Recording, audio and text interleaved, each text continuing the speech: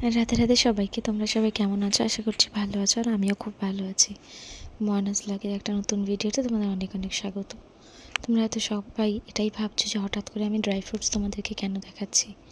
এটা দেখানোর একটা রিজন হচ্ছে কি, একটা নতুন ধরনের চাটনি বানানো আমি এখানে এসে দেখলাম। যদি আমি বিয়ের পরে ওটা এর আগে একবার খেয়েছিলাম, বাট আমি কখনো আমার সামনে হতে দেখিনি। তো যাই হোক, এই চাটনিটা এখানে বানানোর জন্য এই সব ড্রাই ফ্রুটসগুলো লেগেছিলো। ড্রাই ফ্রুটসগুলো আমি আগে বলে দিই: কাজু, কিশমিশ, বাদাম, গুড়ি আর খেজুর। এগুলোকে একদম ছোট ছোট পিস করে কেটে নিতে হবে। দেখতেই পাচ্ছ কোয়ান্টিটি কিন্তু অনেকটা বেশি। তো এটার সাথে সাথে আর যে ইনগ্রেডিয়েন্টসগুলো লাগছিলো, এটা মোটামুটি 5 কিলো টমেটোর মাপ অনুযায়ী করা রয়েছে। তোমরা যে যার হিসাব মতন কমিয়ে বাড়িয়ে নিতে পারো। ফার্স্টে আমাদের করতে হবে কি, যে 5 কেজি টমেটো প্রেশার কুকারে সিটি দিয়ে নিতে হবে। একটা তেজ আছে এবং 3টে ধিমে আছে। প্রেশার দেওয়া হয়ে গেলে, প্রেশারটা যখন ছেড়ে দেবে, তখন টমেটোগুলোকে একটা স্টিনারের মধ্যে দিয়ে ভালো করে ছেঁকে নিতে হবে। মানে ওটাকে যতটা পারবে ওটার পাল্প বের করে নিতে হবে।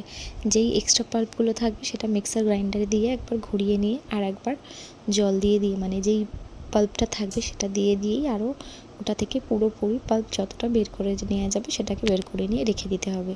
হ্যাঁ, সিদ্ধ করা টমেটোর সাথে তখন তোমাদেরকে একটু নুন দিয়ে দিলে ভালো হবে।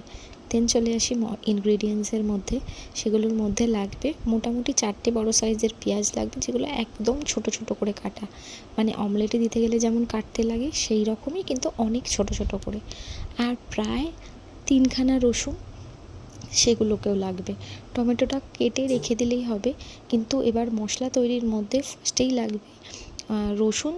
দেন ওর সাথে পড়বে গিয়ে শুকনো লঙ্কা, যেগুলো একটু মানে ফ্রাই করে নিতে হবে। মানে গরম তাওয়ায় এটাকে টেলে নিতে হবে।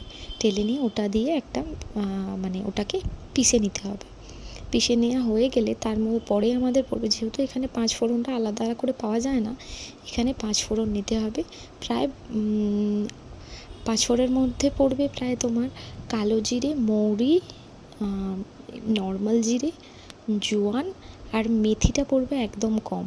মানে অন্যান্য মশলাগুলো 1.5 চামচ করে লাগলেও মেথি লাগবে 1/2 চামচ, কারণ মেথিটা একটু কারবা মতন হয়। তো ওগুলো আলাদা আলাদা করে প্রত্যেকটাই কিন্তু গরম তাওয়াতে এটাকে একটু টেলে নিতে হবে। টেলে নেওয়ার পরে ওটাকে কিন্তু আবার মিক্সার গ্রাইন্ডারে ঘুরিয়ে একটু পাউডার করে নিতে হবে। দেন চলে আসি এবার রান্নার প্রসেসে। সেখানে রান্নার মধ্যে ফার্স্টে কড়াই বসে সেটাকে গরম করে তার ভেতরে রিফাইন্ড অয়েল পড়বে। ঠিক আছে, সর্ষের তেল পড়বে না, কারণ এটা অনেক দিন তো রাখতে হয়। রিফাইন্ড অয়েল পড়বে। দেন রিফাইন্ড অয়েল পড়ার পরে তার মধ্যে দিতে হবে 5 ফোড়নের ফোড়ন আর শুকনো লঙ্কা। সেটা ফোড়ন দেওয়া হয়ে গেলে তারপরে সামান্য কিছু পরিমাণ ওটার পরে তুমি পুরোপুরি পেঁয়াজটা দিয়ে দেবে। পেঁয়াজটা দিয়ে ভাজা হতে হতে যখন মোটামুটি পুরো ভাজা হয়ে যাবে, তারপরে তার মধ্যে পড়বে ওই শুকনো মশলাটা। ভালো করে ভাজা হয়ে যাওয়ার পরে, মানে যেটাকে মিক্সারে গ্রাইন্ড করে রেখেছিলাম, সেটা ভালো করে ভাজা হয়ে যাওয়ার পরে তার মধ্যে পড়বে ধনে গুঁড়ো। প্রায় 1.5 চামচ মতো ধনে গুঁড়ো ওর ভেতরে অ্যাড করতে হবে। মানে 5 ফোড়নের মশলা প্লাস ধনে গুঁড়োটা একসাথেই কিন্তু পড়বে। এবার তার মধ্যে কিন্তু তোমরা এটা দেখে নেবে লঙ্কার পরিমাণটা যেন একটু বেশি হয়, কারণ এটা একটু ঝাল ঝাল খেতে হয়। ভালো করে ওটা ভাজা হয়ে গেলে, মানে যেমন কষানো হয় তেমন হয়ে গেলে, তেল ছেড়ে দিলে তারপরে টমেটোর পাল্পটা দিয়ে দিতে হবে। প্রথমে দেখতেই পেলে টমেটোর পাল্পটা কতটা ছিল। টমেটোর পাল্পটা দিয়ে দেওয়া হয়ে যাওয়ার পরে যখন ওটা কমে আসবে, তারপরে ওর মধ্যে কিন্তু ড্রাই ফ্রুটসগুলো দিয়ে দিতে হবে। ড্রাই ফ্রুটস দেওয়া হয়ে গেলে তার একদম শেষে চিনি দিয়ে একদম কমিয়ে, দেখলে বুঝতেই পারছো যতটা ছিল। অনেক কিন্তু ফোটে, খুব অ্যালার্টভাবে এটা করবে। চাটনিটা কমপ্লিট হয়ে গেলে খেতে কিন্তু খুব ভালো লাগে। রাধে রাধে, সবাই ট্রাই করে আমাকে কিন্তু জানিও কেমন হয়েছে।